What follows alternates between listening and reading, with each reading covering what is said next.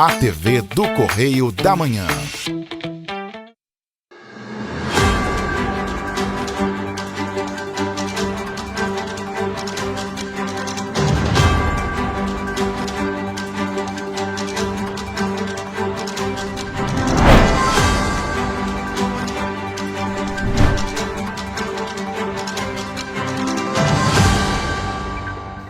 Olá, chegamos no nosso Correio Serrano na TV. Muito obrigado pela sua presença, audiência. A gente vem, claro, sempre com muita informação, muita notícia. Bom dia, Roberta. Bom dia, Jorge. Bom dia para você que nos acompanha. Seja muito bem-vindo. Lembrando que você pode nos ajudar a fazer os nossos telejornais, né? Não só o nosso aqui, o Correio Serrano, mas também o Correio Petropolitano, primeira edição, segunda edição. Mande para cá sua sugestão de reportagem, sua reclamação, sua denúncia para os nossos canais, que são quais, Jorge? Tá na sua tela, tvc, correiodamanhã@gmail.com ou, claro, o nosso WhatsApp é bem mais fácil, DDD 24, telefone é o 99323-1675. Pois é, e hoje em Petrópolis o dia amanheceu com céu azul, parcialmente ali meio nublado, com muitas nuvens e ventava muito. Bastante. Hoje eu fiz imagens do centro da cidade, da rua Paulo Barbosa, aqui no centro de Petrópolis, e se você prestar atenção nas nuvens, elas estão correndo ali um pouquinho. Isso significa que está ventando, né? Bastante, está ventando muito, até as nuvens estão se movendo mais rapidamente. Vamos então às notícias desta quarta-feira, dia 28 de maio. Levantamento aponta que 80% dos brasileiros mantém rotina de compras online. Polícia Civil realiza operação contra envolvidos em fraude milionária em transporte público. Isso foi no Rio de Janeiro.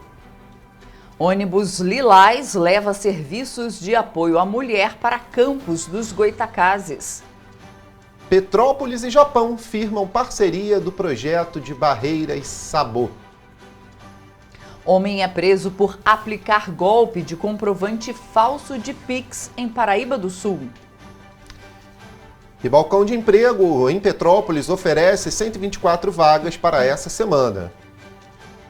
E mais, frente fria deve derrubar as temperaturas a partir de amanhã na região serrana. Agora no Correio Serrano na TV.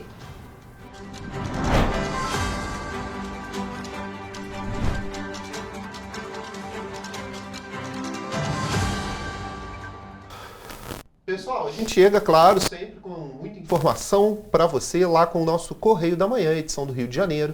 Nós vamos lá na primeira página dar uma olhada lá no que é notícia no nosso Correio da Manhã.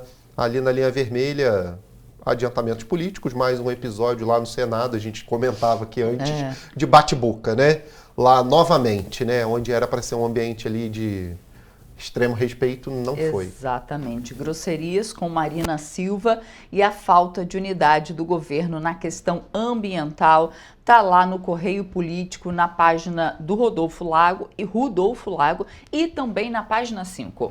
Pois é, ali embaixo, bom, voltou atrás, viu? Paz flexibiliza decreto de ordenamento na Orla. Não dava, né, Paz? Foi uma bola fora aí do teu governo, hein? Vamos convir que estava muito dura a coisa. Principais mudanças foram a permissão de música ao vivo e de garrafas de vidro. Garrafa de vidro permitida dentro dos quiosques. Na orla, na areia, nem pensar. Pois é. E a música só até 10 horas da noite nos quiosques também. Depois daquilo ali, acabou e tem uma faixa de decibéis, viu? Não pode ultrapassar. É isso aí. Congresso prepara reação para a alta do IOF, tá na página 4, né?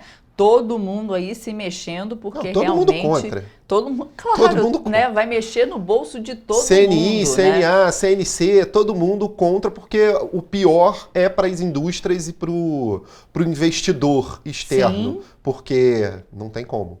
Os fundos de pensão, por exemplo, que fazem investimentos fora, iam pagar milhões, né? Para colocar dinheiro lá, para fazer esses investimentos fora. E não é só para quem faz investimento fora, não é só, gente. A empresa que quer pegar um empréstimo para comprar maquinário, para se modernizar, fica muito Fica caro, muito caro. né? Então não Não é tem só como. no bolso do contribuinte, é no bolso de tudo, porque o IOF entra em tudo. E a gente acha que não, mas, por exemplo, para empresas de grande porte, é muito comum pedir empréstimo. Sim, muito. Para comprar maquinário, para se E modernizar. aí vai transferir o dinheiro para fora, vai pagar taxa, não tem jeito. Porque se comprar maquinário lá fora, vai pagar em quê? Em real é que não vai ser. Não, para o próprio empréstimo incide IOF. É. E o IOF é mais caro, ou seja, tá todo mundo pulando. Mas vamos lá para a nossa página 12, ver o que é destaque por lá, porque lá fala da reforma da Previdência, que não tramitará no Legislativo, a gente tem falado sobre isso, sobre o INPAS, e aqui vocês podem ver a reportagem completa. Tem muito mais nas Petropolitanas, proposta para nova ala cirúrgica no Alcides Carneiro. Interlocução será realizada pelo deputado federal. Então tá aqui na foto o vereador Dr. Aloísio e o deputado federal Hugo Leal. E mais lá embaixo tem uma notícia que me deixou assim estarrecida. Táxis de Petrópolis terão que atualizar tarifa a partir de junho. Exato. Agora eu fico pensando, terão por quê, né? Terão por quê? Poderia ter ficado o mesmo preço? Por quê? A recomendação é do IPEM, que informou a necessidade de atualização da tabela, mas eu acho que isso aí vai deixar mais ainda embaixo o setor, porque muita gente já trocou o táxi por Uber. E aqui na cidade a gente vê muito táxi ainda, né? Vê bastante. Olha, tem muita notícia, muita informação no nosso jornal, só em relação ao Alcides Carneiro ali, são 50 milhões, se eu não estou enganado aí, que vai ser pedido ao governo federal, é 50 milhões mesmo. Isso, para realizar ao governo federal, para realizar a obra. Discordo da obra, não deveria fazer a obra agora, porque o Alcides Carneiro está lá sucateado, né? A gente vem recebendo aqui notícias de que falta medicamento, falta médico, paciente oncológico no meio do corredor deitado nas poltroninhas, né? E é um hospital de referência, virou o hospital de referência da Serra. E aí, 50 milhões para construir uma nova ala. Mas e quem está lá? Né? Quem precisa do serviço agora, nesse momento? Está sucateado, a prefeitura não está olhando isso e o nosso ali deputado estadual, deputado federal, não está olhando isso, então fica para o Hugo Leal aí uma visitinha aqui. Vem dar uma visitinha aqui, vem dar uma olhadinha lá na farmácia do Alcides Carneiro, o que está faltando.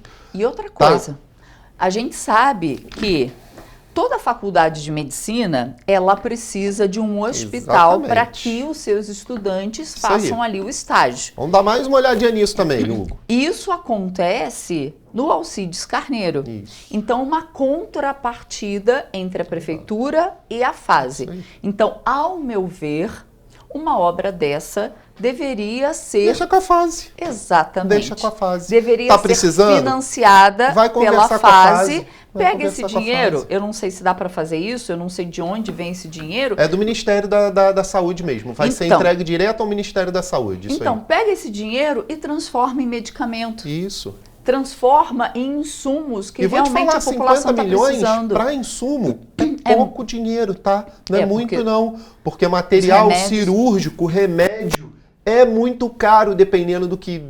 Material oncológico a gente sabe que não é barato. É caro, imagina uma quimioterapia. 50 milhões não é nada para uma quimio. Então deixa a construção de uma nova ala por conta 50 da milhões fase. é pouco, a fase banca. Exatamente. E vai sair mais rápido, hein? Não, isso sem dúvida. Vai sair mais rápido. Vamos continuar? Vamos agora falar um pouquinho de outras notícias aqui? Olha só, a implementação de uma delegacia especializada em atendimento à mulher em Petrópolis foi pauta nessa semana na LERJ. Pois é, verdade, foi isso mesmo, né? E aí o nosso repórter, o Rafael Lima, gravou pra gente direto lá da cidade do Rio de Janeiro, falando sobre esse assunto, exclusivamente de Petrópolis, e tem muitos outros, claro, assuntos debatidos no mundo político lá embaixo e, claro, também em Brasília, referente aqui ao nosso estado. A gente confere agora as informações com ele. Parlamentares da Assembleia Legislativa do Rio de Janeiro propuseram destinar emendas ao orçamento de 2026 para a implementação da delegacia especializada em atendimento à mulher em Petrópolis. O assunto foi debatido durante audiência pública nesta segunda-feira, 26 de maio. Ainda na capital fluminense, o prefeito Eduardo Paes recuou em relação ao seu decreto de restrições às praias cariocas. Novamente, estão liberadas as músicas ao vivo nos quiosques e a comercialização de garrafas de vidro. Já em Brasília, a Câmara dos Deputados aprovou o projeto de lei que institui o Dia Nacional das Defensoras e Defensores de Direitos Humanos Marielle Franco.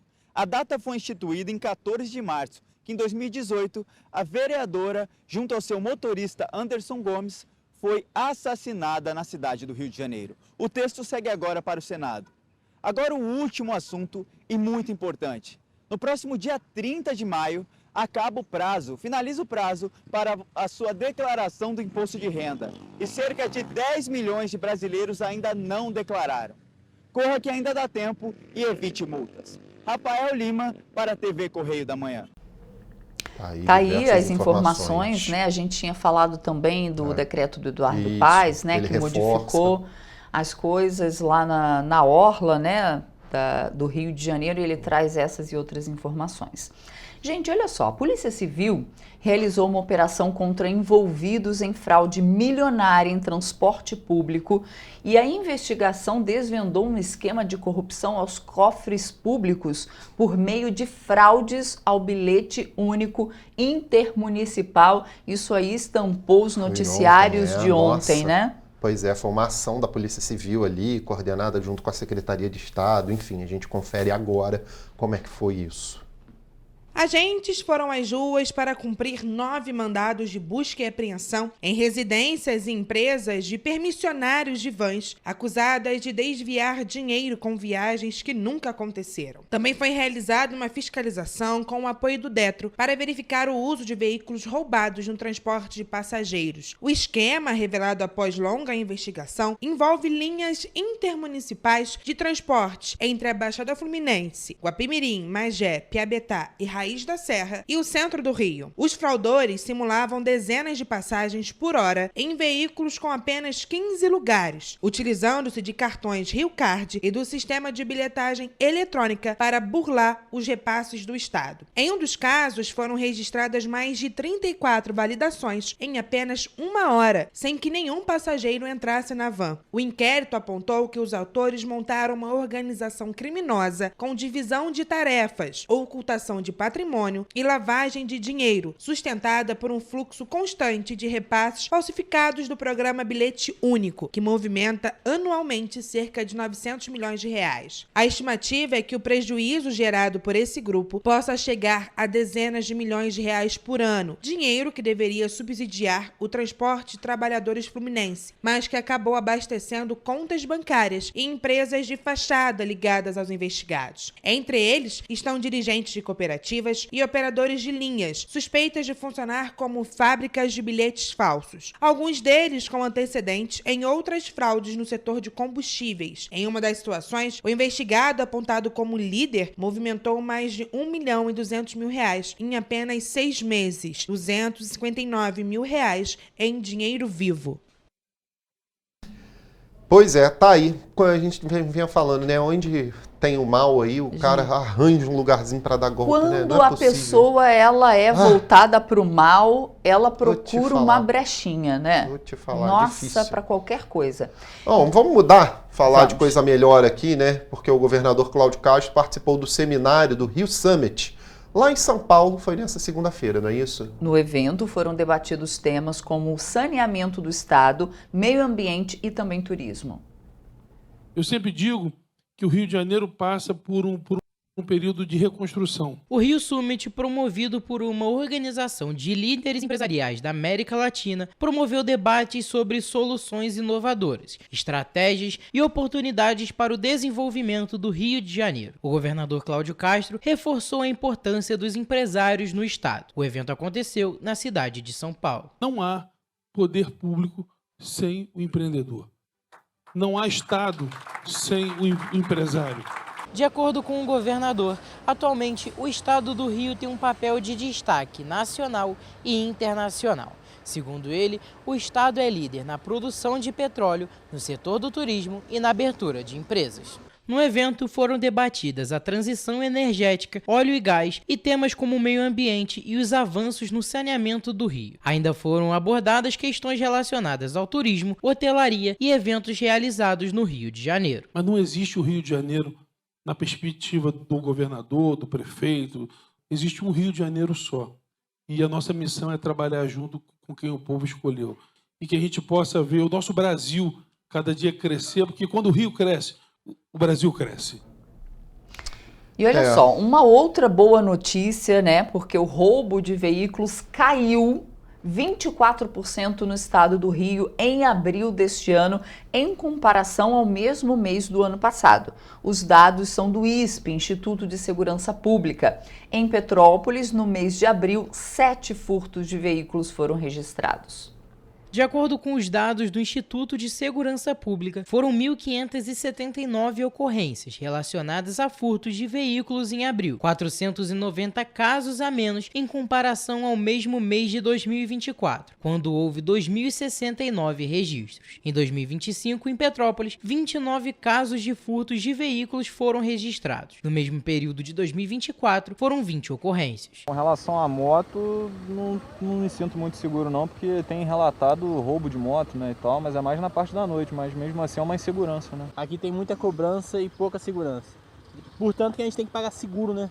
Para ficar um pouco mais seguro, né? No acumulado do ano entre janeiro e abril, foram feitos 8.160 registros de roubo de veículo em todo o estado. De acordo com a diretora-presidente do ISP, Marcela Ortiz, o número de prisões e apreensões por furtos de veículos demonstra o enfrentamento das instituições de segurança contra a criminalidade. Para a Lívia, a segurança dos veículos varia de lugar para lugar. Tem lugares que não, tem lugares que eu sei que são mais perigosos e aí eu evito parar carro na rua, evito esse tipo de conduta. Para manter os veículos seguros, os petropolitanos afirmam que redobram a atenção e os cuidados. Eu só coloco o meu carro em estacionamento pago, coberto. Entrego na mão de Deus e deixo. Evitar sair de tarde, né? Evitar deixar veículos em qualquer lugar, né? E também é questionar a segurança, né? Lívia conta também que se sente mais tranquila com o carro com seguro. Tenho seguro, porque aí eu sei que se acontecer alguma coisa, eu tô livre de problema. Bom, tem isso também, seguro faz falta, né, nesse momento. E olha, a Secretaria de Estado da Mulher do Rio de Janeiro vai promover amanhã, dia 29, mais uma ação do ônibus Lilás, dessa vez na região norte fluminense, em Campos do Goytacazes, com atendimentos aí gratuitos.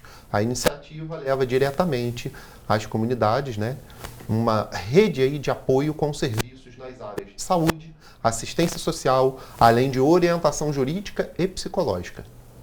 O projeto itinerante Ônibus Lilás vai acontecer no dia 29 de maio, das 9 horas da manhã até as 3 da tarde, no Parque Novo Eldorado, em Campos dos Goytacazes. Alguns serviços oferecidos ao longo do dia serão a isenção na retirada de documentos, nutrição infantil com encaminhamentos, vacinas, aferição de pressão, dentista para as crianças e acolhimento às mulheres vítimas de violência doméstica. Desde que voltou a circular em outubro de 2024, o ônibus Lilás já percorreu alguns municípios do estado e alcançou 2.347 atendimentos com foco na proteção e garantia dos direitos das mulheres. A ação em Campos dos Goytacazes conta com o apoio da Prefeitura Municipal da cidade, a Fundação Leão 13, a Companhia Estadual de Águas e Esgotos do Rio de Janeiro, Departamento Estadual de Trânsito, o DETRAN, a Defensoria Pública do Estado do Rio de Janeiro e a OAB Mulher. E mais de 80% dos brasileiros mantêm uma rotina de compras online. Eu mesma compro tudo online. Compro Isso, muita coisa. Não muita tudo, coisa. mas muita coisa. Muita coisa. E às vezes, o que eu faço? Eu olho na loja e compro online. Porque tem a garantia ali de 7 dias e tudo mais. Você pode tocar, né? Enfim, tem um Você pode se arrepender, tem esse conforto. Isso é o que revela o relatório de identidade e fraude 2025 feito pela Serasa Experian, em parceria com a Confederação Nacional de Dirigentes Lojistas. Segundo o levantamento, 18% dos consumidores não têm um padrão definido de compras digitais, enquanto que menos de 1% afirma não comprar nada pela internet. E o número de compras online tem um aumento ainda maior, em datas comemorativas como o Dia das Mães, a Black Friday e o Natal. Vale destacar que a preferência por realizar compras online pode estar vinculada a muitos fatores, como, por exemplo, a variedade de produtos. É o caso da Tatiana Silveira, que tem o costume de comprar online. Eu costumo comprar mais online, pela variedade que tem nos sites, né? A gente consegue filtrar a compra, né? Eu acho mais fácil. A pesquisa mostra que o comércio digital é impulsionado principalmente por mulheres e pela classe A. As consumidoras lideram com a compra de roupas, eletrônicos e itens de beleza. Já a classe A tem destaque pela compra de livros, música e mantimentos. Vale ressaltar que a classe C também começou a apresentar crescimento no consumo digital. O presidente da Câmara de Dirigentes Lojistas de Petrópolis, Cláudio Mohamed, afirma que essa tendência a respeito do crescimento do comércio digital começou em 2020, no início da pandemia de Covid-19, devido à necessidade dos empresários conseguirem escoar as mercadorias, mesmo diante do distanciamento social. Até antes da pandemia, nós tínhamos aí um crescimento muito tímido. Naquela época, inclusive, a gente estava com um percentual de compras online versus compras físicas. Naquela época era 15%, que era um índice muito baixo. Hoje o índice já está bem mais elevado.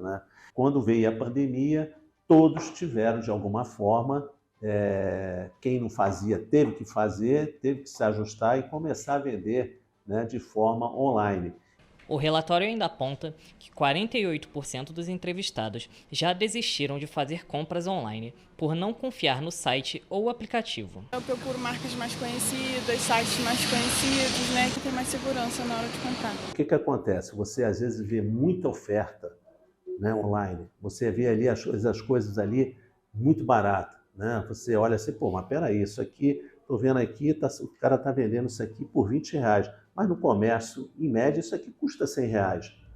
Então você desconfia. Cláudio também reforça a necessidade do comércio local acompanhar o crescimento do digital com um atendimento de qualidade. Não deixem de ter o costume de fazer as compras presenciais. É muito importante as pessoas irem ao comércio, visitarem, terem essa experiência. E você sabe que sempre você indo no comércio, você acaba comprando aquilo que você está querendo, no seu tamanho, não precisa trocar às vezes, porque você já comprou, já experimentou. É isso aí. Bom, gente, e no nosso jornal você confere todas as notícias no nosso site. Aqui na nossa região você pode ir às bancas apenas R$2. A gente faz agora um rápido intervalo e na volta você vê que Polícia Federal abre inscrição de concurso para preenchimento de 1.000 vagas. Pois é, e tem o Correio Esportivo, a gente confere as notícias do esporte com os nossos craques aí da informação na volta do Correio Serrano, viu?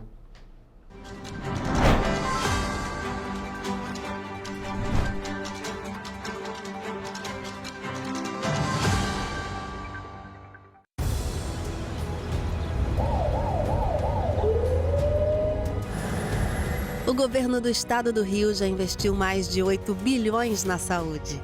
E se eu dissesse que esse é o maior investimento na saúde já feito em toda a história do Rio? Eu diria que melhorou, mas eu quero mais. Depois de 3 anos parados, os mamógrafos móveis estão de volta. Pra gente cuidar melhor das mães e dos bebês. O governo do estado também está investindo na saúde especializada. Porque se o problema é complicado, mais atenção ele precisa. Melhorou, mas para a saúde a gente sempre quer mais. O importante é que a saúde esteja mais perto das pessoas. Por isso, todas as regiões do Rio recebem a mesma atenção. Melhorou, mas eu ainda quero mais. O governo do Rio de Janeiro também quer. Então pode ter certeza, o trabalho e os investimentos vão continuar. Governo do Estado do Rio de Janeiro.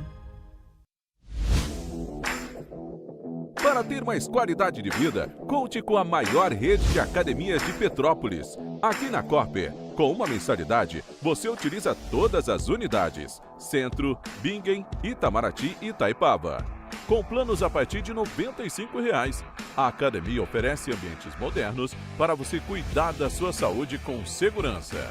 Os espaços contam com dezenas de aparelhos de musculação, diversos equipamentos para aeróbico e funcional, além, é claro, de profissionais qualificados e uma extensa grade de aulas coletivas, que inclui dança, bike, jump, wolf fit, step fit, entre outras.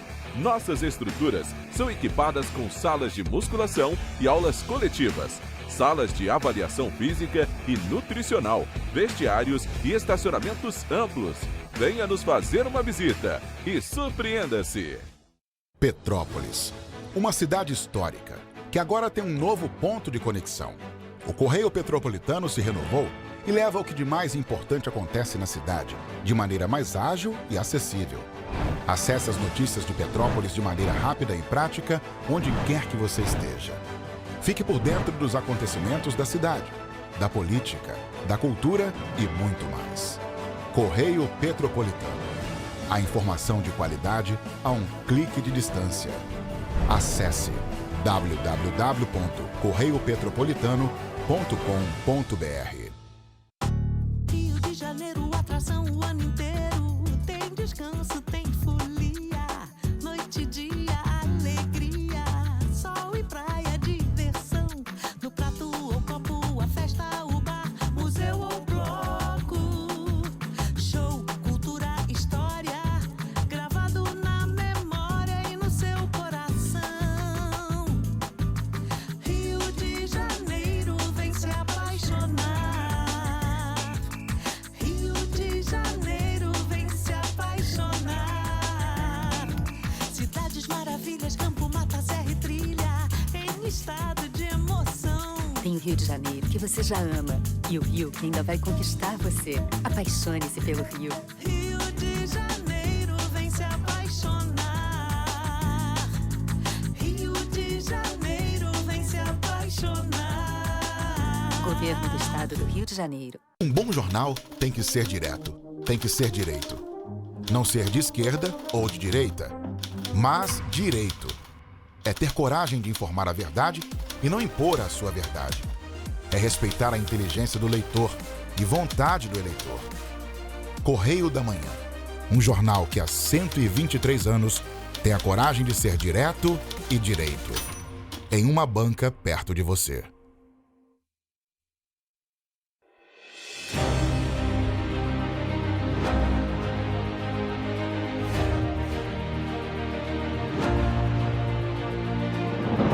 Não é jornalismo de direita, é jornalismo direito. Correio Petropolitano. Tudo que seu jornal não deveria ter deixado de ser. Todos os dias, em uma banca perto de você.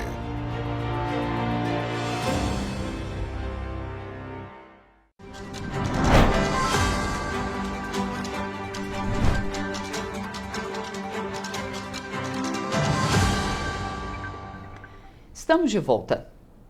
E as inscrições para o novo concurso público da Polícia Federal com 1.000 vagas em carreiras policiais foram abertas na última segunda-feira e se estendem até o dia 13 de junho, no horário oficial de Brasília.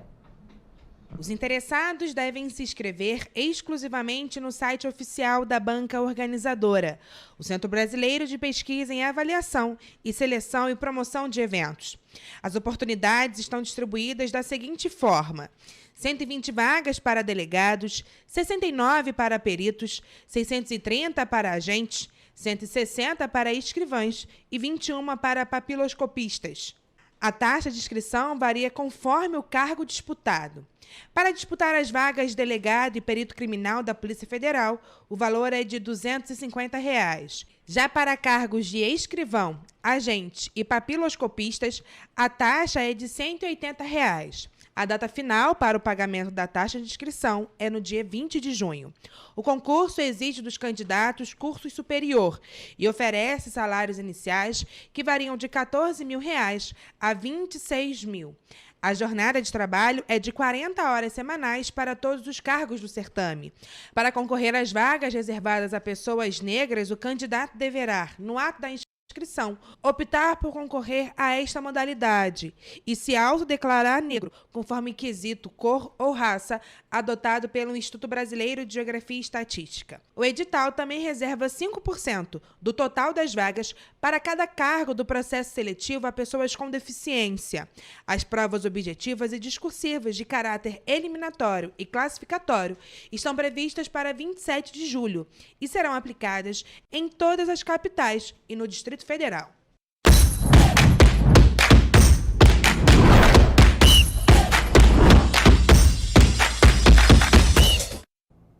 Começamos agora mais um Correio Esportivo, o momento de focar em esportes na TV Correio da Manhã. Na edição de hoje daremos destaque à chegada de Carlo Ancelotti na seleção brasileira e também a rodada dos cariocas no Brasileirão. O técnico italiano Carlo Ancelotti, novo técnico da seleção brasileira, chegou recentemente ao Brasil e realizou nesta segunda-feira sua primeira convocação como técnico da seleção brasileira. Em um hotel no Rio, o italiano revelou os 25 nomes escolhidos para representar o Brasil em 2 jogos. O primeiro compromisso em campo do treinador é a penúltima rodada das eliminatórias para a Copa do Mundo, com jogos contra o Equador no dia 5 de junho, fora de casa, e o Paraguai no dia 1º de julho. Toledo, a gente tem muita coisa para comentar aqui, porque a chegada do Ancelotti é um negócio assim, parece irreal as imagens, porque viu um treinador italiano do tamanho dele. Um bonezinho da seleção brasileira. E depois na coletiva com um brochezinho do Brasil, igualzinho ele fazia no Real Madrid. Realmente é um negócio que parece que é miragem. Isso aí. E ele já fez a primeira convocação para 2 jogos muito importantes. E a gente vai opinar um pouquinho aqui sobre cada convocação, né? Que assim, a gente começa pelos goleiros. Eu acho que é uma das posições mais fáceis de opinar. Porque para mim é Alisson. Que tem que ser o titular, na minha visão. Alisson, há muito tempo, é o melhor goleiro que a gente tem. Aí o Ederson, pra mim, infelizmente, eu prefiro o Ederson, mas tem o Alisson, que é pra mim um dos melhores goleiros do mundo também, apesar de ser muito falado, e o Hugo, terceiro goleiro. Mas aí nessa convocação, o Ederson tá machucado, foi Alisson, Bento e Hugo. Eu, sinceramente, concordo com a convocação, tanto do Alisson quanto do Hugo. Não que eu acho que o Hugo Souza seja um goleiro de tamanho de seleção brasileira, não concordo com isso, mas eu acho que numa estratégia de pegar um pênalti, numa situação, eu acho que a gente precisa desse goleiro no elenco, porque realmente é um goleiro que pode ser muito decisivo nessas situações muito específicas. Novo, né? Muito novo, é bom para ele já se ambientar com esse clima de seleção brasileira. Exatamente. Essa Copa do Mundo de 2026 é uma Copa muito de transição, né? Então a gente já tem que preparar a seleção para a próxima Copa. E esse trabalho aqui tem que começar com jogadores tipo o Hugo Souza. E a gente tem o Bento também. O Bento, eu sinceramente não concordo com a convocação. Eu acho que ele realmente foi muito bem quando estava o Alisson e o Ederson machucados naqueles amistosos contra Inglaterra e Espanha. Eu acho que ele foi bem. Só que na última convocação contra aquele jogo patético do Brasil contra a Argentina, para mim ele foi muito mal. E ele não está bem na Arábia. Quem dirá na seleção brasileira. Aí eu acho que contra a Espanha nos amistosos ele foi bem. Mas assim, terceiro goleiro. Eu acho que ele vai ser o terceiro e o Hugo o segundo. Não vai jogar. Acho que nenhum dos dois vai chegar a jogar, né? Aí a gente vai para os defensores, que são Alexandre, Beraldo, Marquinhos, Léo Ortiz e Danilo. A gente tem uma novidade nessa convocação, né? O Alexandre, que foi muito bem no Lille nesse ano, jogando lá na França, nunca tinha sido convocado. E foi justamente convocado. Foi muito justa realmente essa convocação aqui. A gente tem o Beraldo, que apesar de ser reserva no PSG, sempre entrou bem. O Marquinhos, que eu não sou tão fã dele, mas ele é o capitão da seleção brasileira. Ele realmente tem uma história no futebol e eu acho que é justa a convocação dele. Minha opinião sobre o Beraldo, eu não gosto muito. Não gosto muito dele, mas eu acho que ele tá mais ali por ser um zagueiro canhoto. Que o Gabriel Magalhães e o Murilo, pra mim, obviamente, muito melhores que o Beraldo, os dois estão machucados. Tem que levar em consideração também que o Murilo foi mal na última convocação, então parece que podem ter deixado ele de molho também, uma situação assim. E o Gabriel Magalhães, que é incontestável, está machucado. Aí o Marquinhos, pra mim, ele é o capitão. Eu não gosto muito. Eu também não. Na opinião. Eu acho ele muito sumido, assim. Eu acho ele não tem uma pinta de capitão. Exatamente. Zagueiro tem que ter... Capitão tem que ser marrento, tem que se impor no jogo, fisicamente, mentalmente. Aí a gente já vem aqui nas 2 outras peças dessa zaga. São 2 jogadores do Flamengo, Léo Ortiz, que eu acho incontestável, tem que ser convocado mesmo, e Danilo, que para mim nunca mais tinha que vestir a camisa da seleção brasileira. O Danilo não é mau jogador, é um jogador bom para o futebol brasileiro, apesar de ser reserva no Flamengo, porém não é jogador de seleção brasileira há muito tempo. E o Danilo, para mim, ele tá só somando ali, né? Porque quinto zagueiro, para mim, não faz muito sentido. Exatamente. Aí a gente passa para os laterais, né? Que a gente tem mais 2 jogadores do Flamengo. O Flamengo foi o time que teve mais convocados no mundo todo. Foram 5 convocados no total. Que a gente tem Alexandro na esquerda, que realmente, para o nosso nível do futebol, eu não concordo muito. Mas não... quem é que vai convocar no lugar? Tem essa questão. Eu acho que tem o Caio Henrique lá do Mônaco. Eu acho que o Caio Henrique, Carlos Augusto e Alexandro, infelizmente, hoje são os 3 melhores laterais esquerdos do Brasil. Uma posição... As 2 laterais são muito fragilizadas. Exatamente. O Alexandre, inclusive, vem jogando muito pelo Flamengo. Exatamente. A gente tem o Carlos Augusto, como você mesmo citou, que vem bem com a Inter de Milão, apesar de ser reserva do Di Marco. Também não tem como ele assumir. Exatamente. O Di Marco é muito bom e o Carlos Augusto não é ruim. Tá lá, eu acho que pode fazer o papel e, sinceramente, na minha visão, ele tinha que ser o titular. Aí na lateral direita nós temos o Wesley, concordo muito com a convocação do Wesley, apesar de ter ido mal na última convocação no jogo contra a Argentina. Na Colômbia ele entrou Exatamente. Muito. No jogo contra a Argentina ele foi mal, mas eu acho que não dá para queimar um jogador do potencial dele com um jogo só. E Wanderson também incontestável, para mim tem que ser realmente os 2 laterais. São 2 laterais até parecidos, né? Exatamente. Não de boa, parecido até de futebol jogado. É verdade. E aí a gente vai pros meias. Exatamente. Aí que os meias eu achei que foi com a convocação bem acertada. Que a gente tem o Andréas Pereira, que o Toledo acha que ele não concorda tanto. Assim, o Andrés, no momento, eu acho que ele pela seleção, ele joga até mais do que ele joga no Furra. Mas eu acho que poderia botar um atacante ali, não sei, contestável, na minha visão. Aí a gente tem Bruno Guimarães, para mim incontestável, tem que estar na seleção sempre. Andrei Santos, uma surpresa nessa seleção, mas muito justo, jogou muito bem no Strasbourg esse ano lá na França. Ele virou capitão do time francês emprestado. E tendo menos de 22 anos. Exato. Sinceramente, um negócio impressionante. Muito. Temos o retorno de Casemiro, que nunca tinha que ter saído da seleção brasileira, apesar de estar mal no Manchester United. O contexto fez todo mundo ir mal no Manchester United, até o Cristiano Ronaldo. Portanto, Casemiro nunca tinha que ter saído da seleção. A gente tem Ederson, sempre tem que estar na seleção também, muito bom na Atalanta. Muito versátil. Muito versátil. E Gerson, melhor meio-campista do Brasil, jogando no Brasil, então incontestável. Aí nos atacantes, para mim, tudo tranquilo também. Tudo certo. Estevão, uma joia. Tem que lapidado. se acostumar, Exato. tem que começar desde cedo na seleção. Jogar jogo grande. Aí a gente tem o Antony, a volta do Antony, que, mais uma vez, outro jogador que o Manchester United tentou ferrar, mas ele se recuperou no Real Betis.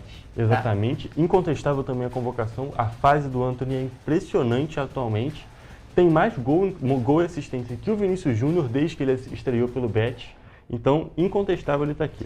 Aí a gente tem que lembrar também que o Rodrigo não foi convocado por alegar problemas físicos e mentais nesse final de temporada europeia. Psicológicas, né? Então não foi, colocou ali para poder se recuperar de uma maneira mais tranquila, sem pressão, tudo certo. Martinelli, qual que é a sua opinião? Eu acho uma convocação justa, eu acho que ele não está numa grande fase no Arsenal, mas eu acho que ele tem a somar, que é aquele jogador rápido e ele tem uma certa força física. Eu acho justo estar aqui. Isso aí.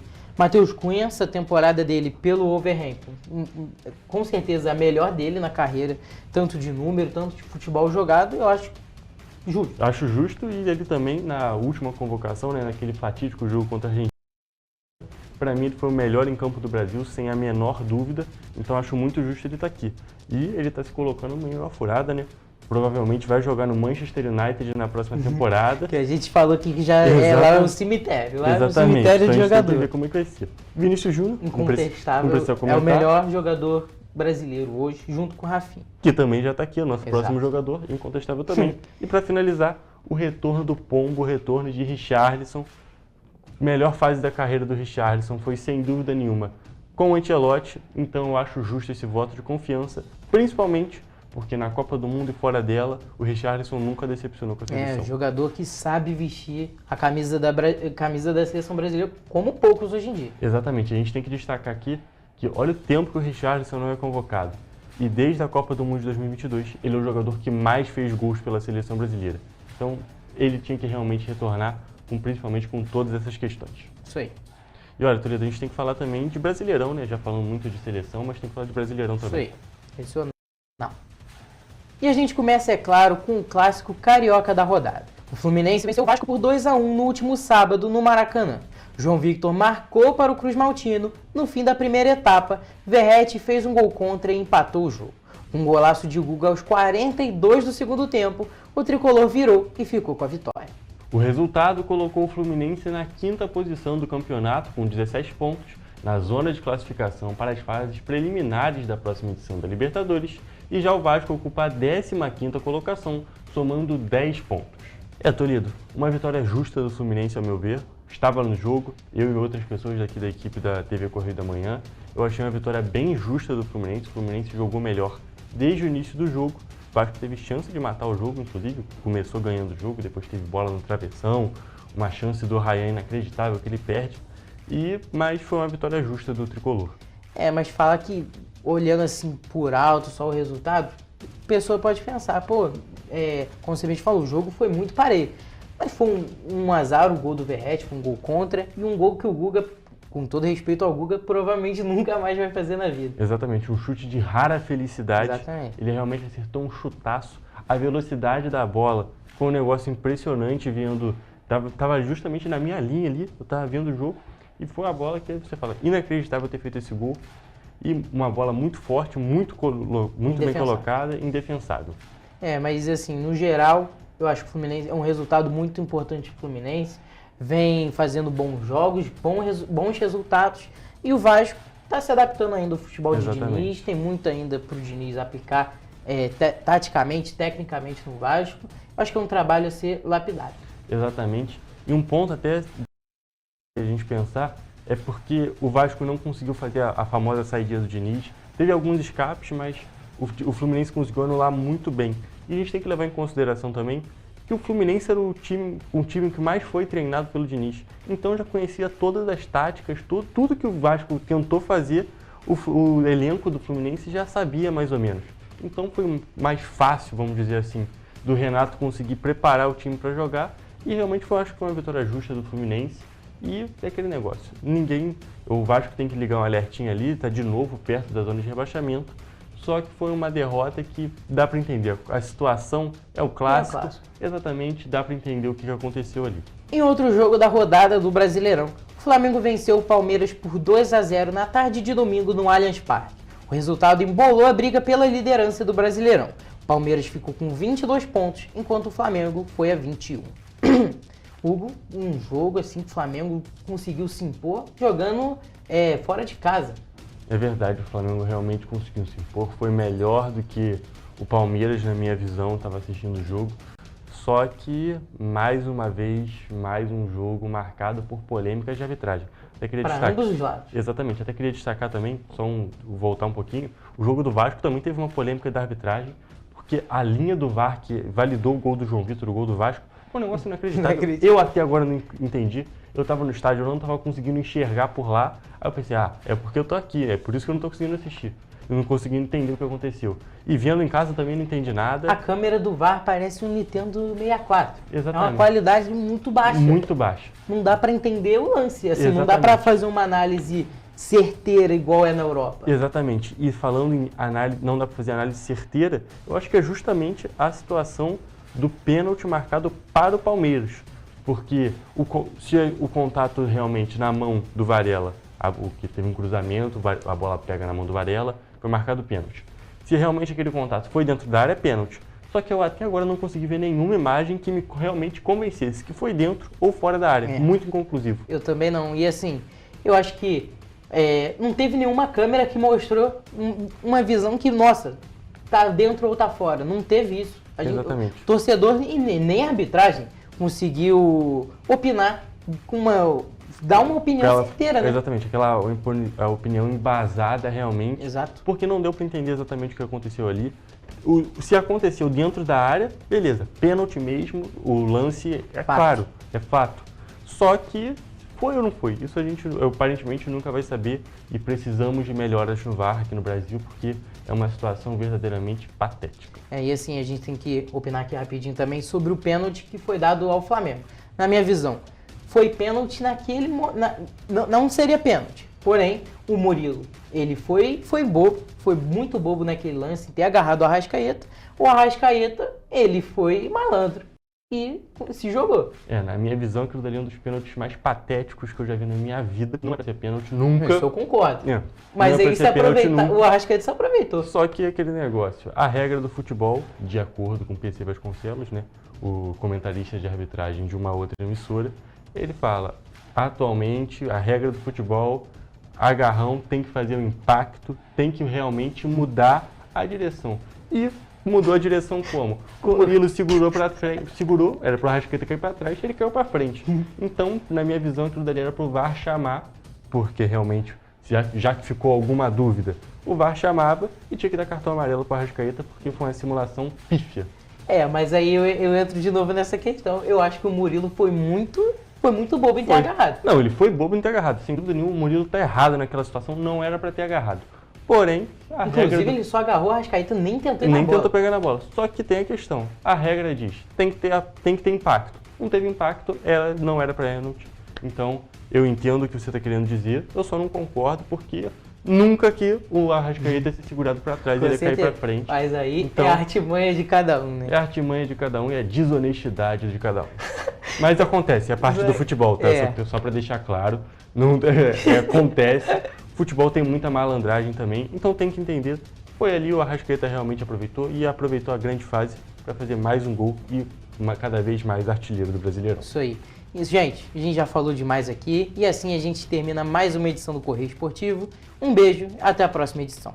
Exatamente, até a próxima edição, trazendo as principais notícias do mundo do esporte.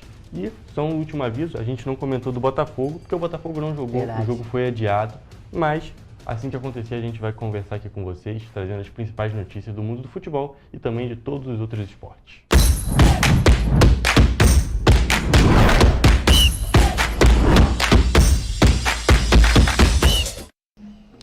E você vai ver depois do intervalo que frente fria deve derrubar as temperaturas a partir de amanhã na região serrana. Voltamos já.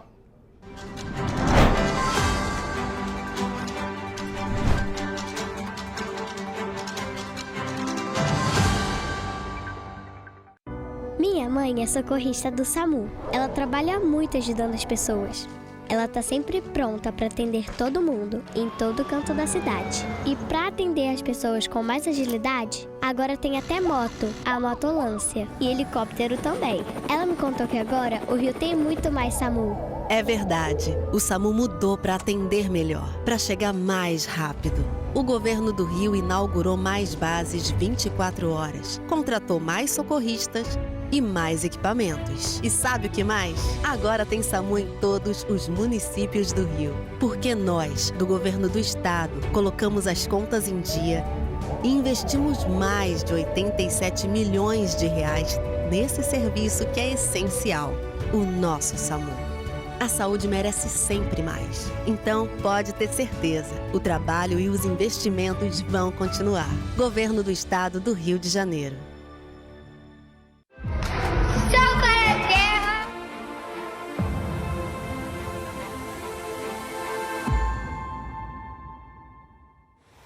Você sabia que pode transformar o seu imposto de renda em oportunidade para crianças e adolescentes?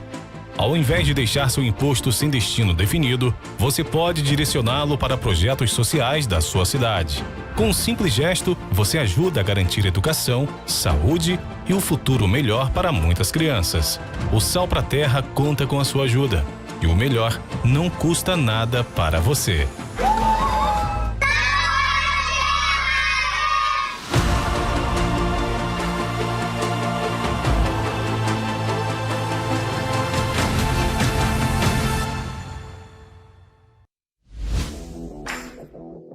Para ter mais qualidade de vida, conte com a maior rede de academias de Petrópolis. Aqui na Corper, com uma mensalidade, você utiliza todas as unidades: Centro, Bingen, Itamaraty e Itaipava. com planos a partir de R$ 95,00. A academia oferece ambientes modernos para você cuidar da sua saúde com segurança. Os espaços contam com dezenas de aparelhos de musculação, diversos equipamentos para aeróbico e funcional, além, é claro, de profissionais qualificados e uma extensa grade de aulas coletivas, que inclui dança, bike, jump, wolf fit, step fit, entre outras. Nossas estruturas são equipadas com salas de musculação e aulas coletivas, salas de avaliação física e nutricional, vestiários e estacionamentos amplos. Venha nos fazer uma visita e surpreenda-se!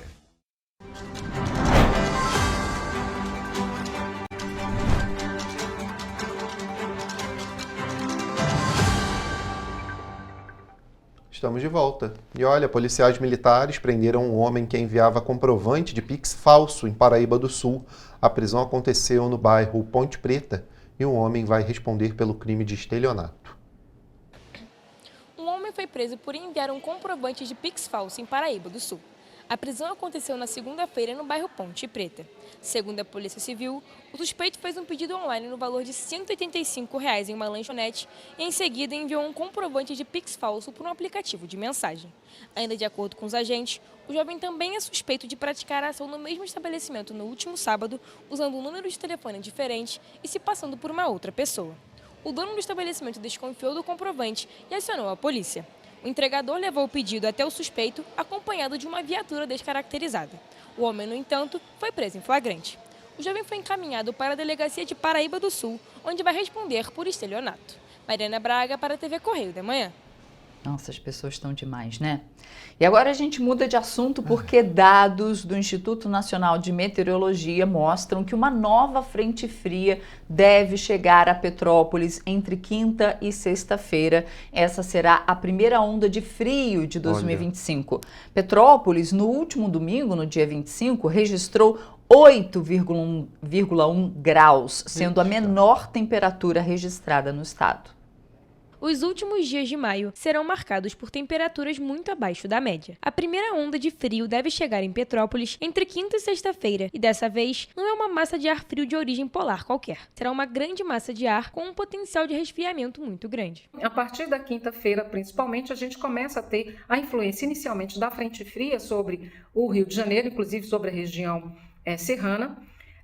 No primeiro momento, provocando aumento de nebulosidade, condição favorável para chuva e um declínio acentuado da temperatura máxima. A NET destaca também a previsão das temperaturas máximas para os dias em que a frente fria vai chegar na região serrana. Então, a gente espera temperatura máxima na região serrana da ordem de 23 graus na quarta-feira e na quinta-feira a máxima situando em torno de 16, 18 graus. Após a passagem desse sistema, as temperaturas vão continuar amenas em todo o estado por conta de uma grande e forte massa de ar frio que vem com a frente fria. Após a passagem desse sistema, a massa de ar frio, o centro dela, ou seja, o centro de alta pressão migratório, se posiciona sobre o oceano, intensificando o transporte de umidade do oceano para o interior do continente, mantendo aí muitas nuvens sobre a região. Segundo dados do Instituto Nacional de Meteorologia, Petrópolis registrou a menor temperatura do estado no último domingo, com 8,1 graus Celsius. O registro foi feito na estação meteorológica do Pico do Couto, na região do Rocio.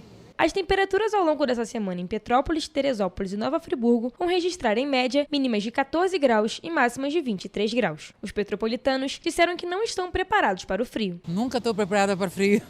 Nossa, vai ser bravo, né?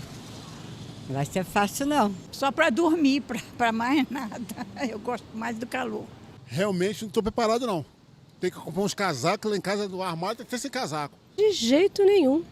Eu vivi aqui 10 anos em Petrópolis e não consegui me adaptar. Eu tenho casa aqui e fui embora para Mauá. Aqui é muito frio. Sônia Regina nasceu e foi criada em Petrópolis e destaca que o inverno na cidade era muito diferente dos dias atuais. Conheço bem o inverno que nós tínhamos antigamente. O inverno de hoje não é tão rigoroso como foi no passado, mas a gente tem que estar preparada.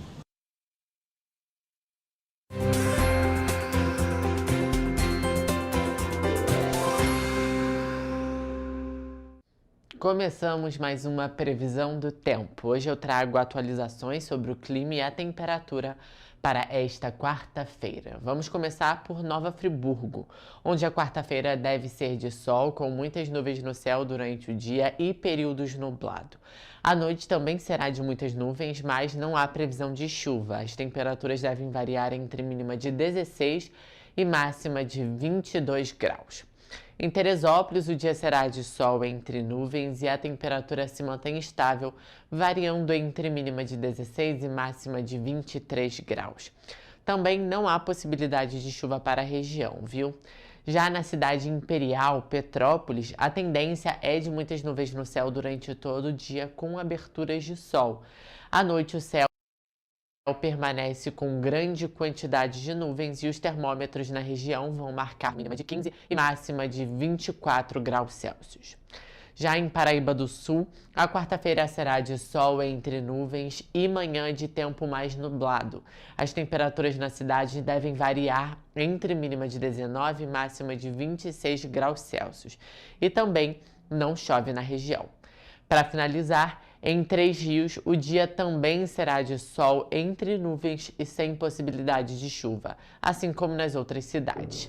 Mas os termômetros de Três Rios voltam aí a se aproximar dos 30 graus, podendo chegar à máxima de 27 graus. A mínima fica em 20 graus, como mostra aqui ao lado. Bem, previsão finalizada, aproveite a quarta-feira e mantenha-se informado sobre as condições climáticas locais. Até a próxima!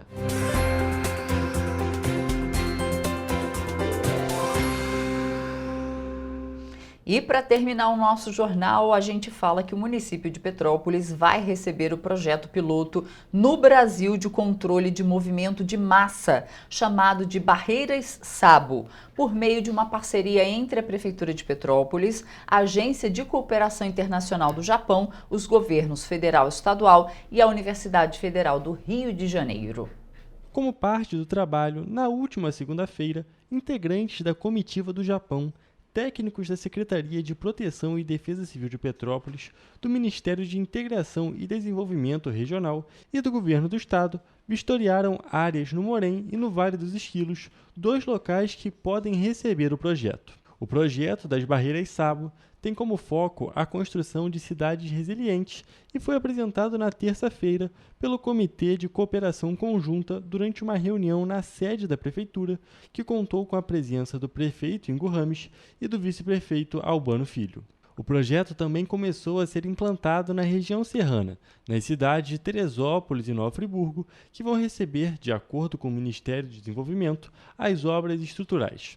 E Petrópolis vai receber o projeto executivo para uma das áreas escolhidas. Vale destacar que outras cidades do Brasil, como Blumenau em Santa Catarina, São Sebastião e Caraguatatuba, ambas em São Paulo, também vão receber os projetos das Barreiras SABO. Bom, gente, terminando a nossa edição aqui, amanhã, 7h30 da manhã, a gente está de volta com muita informação, viu? E esperamos você.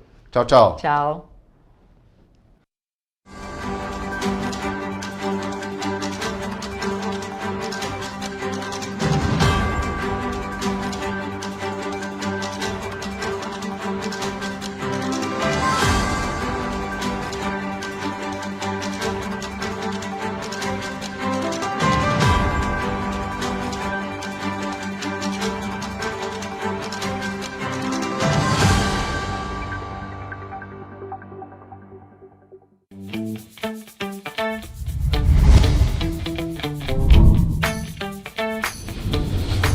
TVC, a TV do Correio da Manhã.